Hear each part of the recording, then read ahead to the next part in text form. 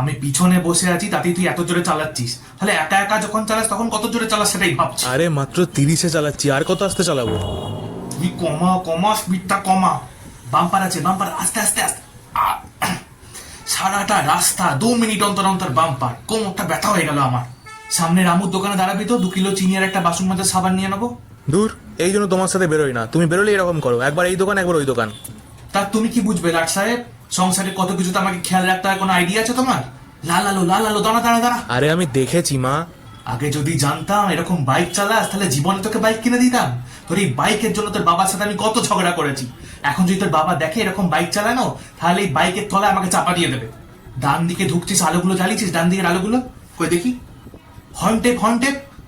আয় শোন না, তখন থেকে হর্ন টেপ পাচ্ছ, শুনতে পাচ্ছ না? বাচাল ছেলের দল সব। আস্তে আস্তে আস্তে। আচ্ছা, তুই কি কোনোভাবে আমার ওই ছোটবেলা থেকে মারার বকার প্রতিশোধগুলো আজকে নিচ্ছিস নাকি? দেখিস বাবা, এই বুড়ো বয়সে যদি হাড় গোড় ভেঙে পড়ে থাকি না, তোকেই সেবা করতে হবে। পড়ে থাকবো বিছানায় হেঁকে, তখন বুঝবি, পরিষ্কার করবি। এই লাস্ট, এরপরে জীবনে কখনো তোর বাইকে উঠবো না। শুধু আজকের দিনটা ঠাকুর বাঁচিয়ে নিও।